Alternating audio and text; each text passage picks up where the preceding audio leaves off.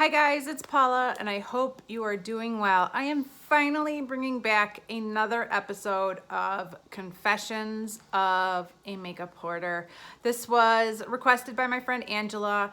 I had actually filmed this exact video, well not exact, it'll be a little bit different, but I filmed this video months ago, 6 months ago maybe, back when I still had blonde hair. And I lost it.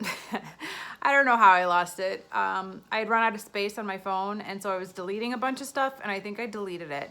So I didn't have it in me for a long time to film the same video again, but I am ready. Now, before we get started, I did notice that a very popular YouTuber, you probably know her, her name's Lauren May Beauty, did film a video that seemed to be of a similar nature. I did not watch her video, but I saw her thumbnail and I was like, oh, dang it. That's exactly what this topic was gonna be about. So if I touch on a lot of the same topics as she did, I will not be surprised based on the title of her video, but I did not watch it because I couldn't. I didn't want to be influenced by her video. Here is my confession for today. I have a very strong urge to collect makeup, not for the sake of collecting. That's ridiculous. Yes, I'm collecting for the sake of collecting, but I feel a strong urge to complete the set. And Too Faced knows this. Jared, whatever his name is rolling around in a bed filled with my money because he already has figured this out a long time ago. But yes, I have a strong need to complete the set. What does that mean? That means that there are times where I am tempted to buy an eyeshadow palette, partially because I'm interested in the color scheme, but more importantly, because it's part of my set, part of my collection. I don't know if this comes from being a child of the 80s. We were all about collecting. It was an 80s thing. We traded and collected stickers. We collected My Little Ponies. We collected Cabbage Patch. We collected Garbage Patch. I feel like growing up in the 80s just raised me to be a collector. It's what I grew up doing. I don't know if generations following my generation have that urge quite as strongly, but I feel like if you grew up in the 80s, there's a bit of a collector bug in all of us. And that bug combined with my love of eyeshadows is a recipe for disaster. And so let me give you an example right now. I've talked about these eyeshadows in another Confessions of a Makeup Hoarder, haven't I? Yes, Too Faced, chocolatey, smelling good, peachy eyeshadows that are all in slightly different but matching tins. I cannot help myself. Jared Blandino, or whatever his name is, could basically come out with a tin of this with all blue eyeshadows. By the way, I do not like blue eyeshadows. It's possibly one of my least favorite eyeshadows ever. And I would buy it because I need to complete the set. White chocolate bar. You will notice it's the one eyeshadow palette I do not own. Why? Because really, none of the eyeshadows really spoke to me on a level worth investing $50 and bringing another 16 eyeshadows into my house for. And yet, every single time I go to make a purchase, I sit there and go, oh, maybe I should buy the white chocolate bar palette.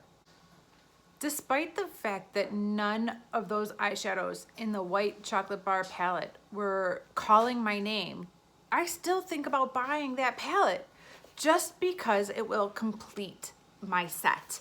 The gingerbread spice palette, I couldn't take the chance of that one being sold out this holiday before I got my hands on it because it goes with the set. It is a real problem. And if I someday haul the white chocolate bar palette, you will know that my collecting bug got the best of me because really the eyeshadows itself,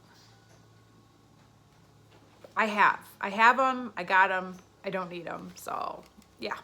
the collector bug in me keeps going, even when I know I have dupes of these same shadows in my collection. Even when I know I have similar palettes from other brands, I need to complete the set.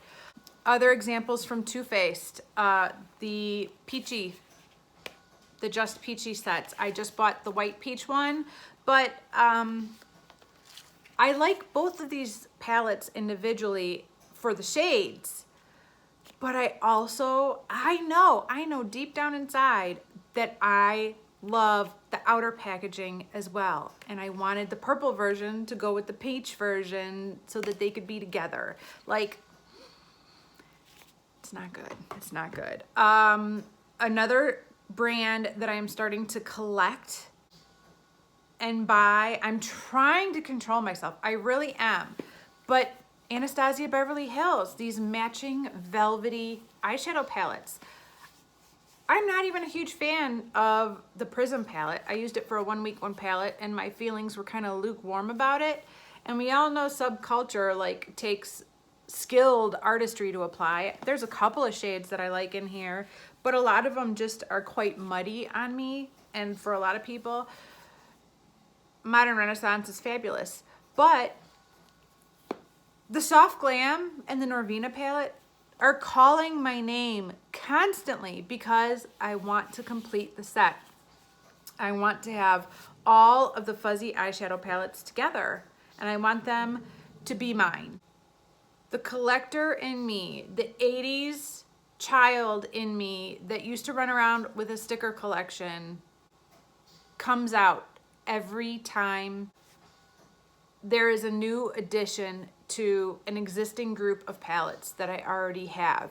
Now, I will say that this has kind of helped me in a small way as well. And sometimes I don't start with new brands because I know this about myself. For example, long before the Kat Von D brand was completely tainted by the whole anti-vax incident, I had decided that I really didn't want to invest myself into an entirely new brand of eyeshadows that I had never tried before, because I knew going into it that if I absolutely love these eyeshadows, I would start collecting them. And I didn't want to go down that road. So I really have never bought Kat Von D eyeshadows. I do have the Shade and Light eyeshadow palette, but that is it. So it has helped me in a small way because I know this about myself, and I know that once I start collecting, I have a hard time stopping. It's very particular with eyeshadows. It's really not any other makeup product that I feel the need to collect. I know I like a peachy nude, pinky nude lip product. I don't need every lip color in the range just to have it all. But when it comes to eyeshadows, I want the entire collection. And in my mind, it makes sense. It probably sounds like complete nonsense to most of you watching, but for me, it all makes perfect sense in keeping it with the set of things and completing the set. I think the fact that I haven't bought the white chocolate bar palette and the fact that I haven't bought the Soft Glam and the Norvina yet is a sign that I am actively working against this urge to complete the set.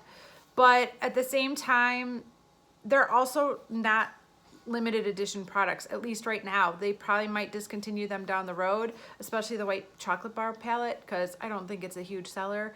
But for now, I am probably doing a better job holding out from buying them, not because I'm actually controlling my urges, but because there are other limited edition palettes that I feel like I need to buy now versus those that are not limited edition. I feel like I can wait for it. Like Soft Glam will be there for me. The Gingerbread Spice palette won't. It's limited edition. I gotta get that one now. So yeah,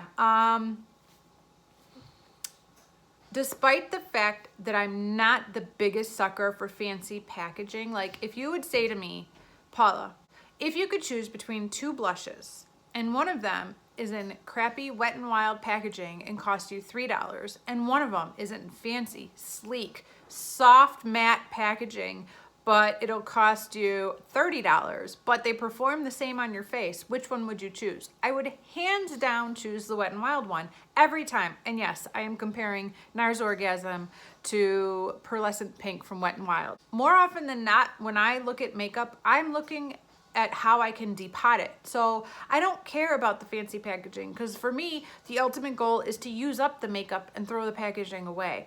But there is something about these matching eyeshadow palettes that contradict all of my belief systems. Like, this little kid comes out and I have to collect them all.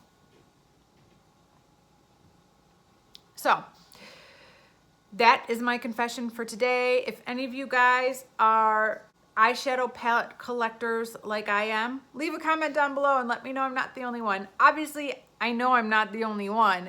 Jared is rolling around in our money, guys. He's like wiping his tushy with it because he's rich from us buying his cute, adorable little collections. But yeah, it's not so much the quality of the packaging. I'm not like extremely turned on by high quality packaging because I'm like, it's just a lipstick, people. But when it comes to these eyeshadow palettes that are all like coordinated and matching, all common sense goes out the window totally. So I don't know. Thank you guys so much for watching this video. I really appreciate it, and I will see you in the next one. Bye.